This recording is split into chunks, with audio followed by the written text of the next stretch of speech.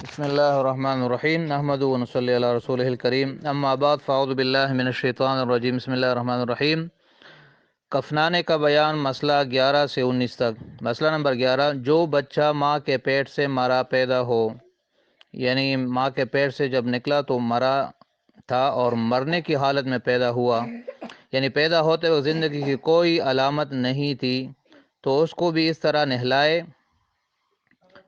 لیکن قاعدے کے موافق کفن نہ دے بلکہ کسی ایک کپڑے میں لپیٹ کر دفن کر دے، اور نام بھی کچھ نہ کچھ رکھ دینا چاہیے۔ مسئلہ نمبر 12، اگر حمل گر جائے تو اگر بچے کے ہاتھ پاؤں منہ ناک وغیرہ وضو کچھ بھی نہ بنے ہو تو نہ نہلائے اور نہ کفنائے، کچھ بھی نہ کرے بلکہ کپڑے میں لپیٹ کر ایک گڑھا کھود کر گاڑ دے، اور اگر بچے کے کچھ وضو بن گئے ہو تو اس کا وہی حکم ہے جو مردہ بچہ پیدا ہونے کا ہے، یعنی اس کو نہلائے لیکن کفن جو ہے باقاعدہ طریقے سے نہ دے بلکہ کسی کپڑے میں لپیٹ کر رکھ دے، البتہ نام رکھا جائے اور نہلا دیا جائے، لیکن قاعدے کے موافق کفن نہ دیا جائے، نہ نماز پڑھی جائے۔ مسئلہ نمبر 13،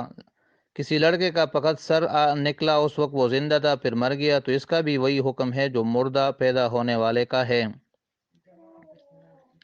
البتہ اگر زیادہ حصہ نکل آیا اس کے بعد مرا تو ایسا سمجھیں گے کہ زندہ پیدا ہوا، یعنی پھر اس کو نہلائیں گے بھی اور اس کو کفن بھی دیں گے اور نماز بھی پڑھی جائے گی۔ اگر سر کی طرف سے پیدا ہو تو سینے تک نکلنے سے سمجھیں گے کہ زیادہ حصہ ہے، اور اگر الٹا پیدا ہو تو ناپ تک نکلنا چاہیے۔ مسئلہ نمبر 14، اگر چھوٹی لڑکی مر جائے جو ابھی جوان نہیں ہوئی لیکن جوانی کے قریب پہنچ گئی ہے، تو اس کے کفن کے بھی 5 کپڑے سنت ہے، جیسے کہ جوان عورت کے لیے ہے۔ اگر 5 کپڑے نہ دو 3 کپڑے دو تو بھی کافی ہے،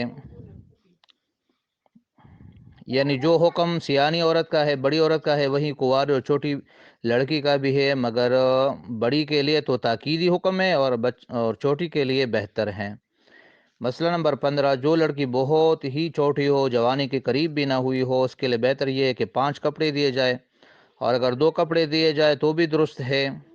مسئلہ نمبر 16، اگر کوئی لڑکا مر جائے اور اس کے نہلانے اور کفنانے کی تم کو ضرورت پڑے تو اسی ترکیب سے نہلاؤ جو اوپر بیان ہو چکی ہے، اور کفنانے کا وہی طریقہ ہے جو اوپر تم کو معلوم ہوا، یعنی اس کو پہلے نہلایا جائے پھر کفن دیا جائے 3 کپڑوں میں، پھر اس پر نماز جنازہ پڑھا جائے۔ بس اتنا فرق ہے کہ عورت کا کفن 5 کپڑے ہے اور مرد کا کفن 3 کپڑے ہے، یعنی ایک چادر، ایک ازار، ایک کرتا۔ مسئلہ نمبر 17، مرد کے کفن میں اگر 2 ہی کپڑے ہو، یعنی چادر اور ازار اور کرتا نہ ہو تو بھی کوئی گناہ نہیں ہے، 2 کپڑے بھی کافی ہیں، لیکن 2 سے کم کر دینا مکروہ ہے، البتہ اگر کوئی بہت مجبور ہو اور نہ ہو تو اس صورت میں کم بھی دے سکتے ہیں، یعنی کسی بھی کپڑے میں جس سے اس کو ڈھانپ لیا جائے۔ مسئلہ نمبر 18، جو چادر جنازے کے اوپر یعنی چارپائی پر ڈالی جاتی ہے وہ کفن میں شامل نہیں ہے، کفن صرف وہی ہے جو ہم نے بیان کیا، یعنی عورت کے لیے 5 کپڑے اور مرد کے لیے 3۔ مسئلہ نمبر 19، جس شہر میں کوئی مرے وہی اس کا گور و کفن کیا جائے، وہی اس کو نہلایا جائے، دفنایا جائے، دوسری جگہ لے جانا بہتر نہیں ہے، البتہ اگر کوئی جگہ آدھ کوس دور ہو، یعنی 1-2 میل کے فاصلے پر ہو تو وہاں لے جانے میں کوئی حرج بھی نہیں ہے۔ تو یہ آج کے مسائل ہے، امید ہے آپ کو سمجھ آ گئی ہوں گے، باقی انشاءاللہ اگلے سبق میں پڑھیں گے۔ اللہ تعالی ہمیں ان کو سمجھنے اور اس پر عمل کرنے کی توفیق عطا فرمائے۔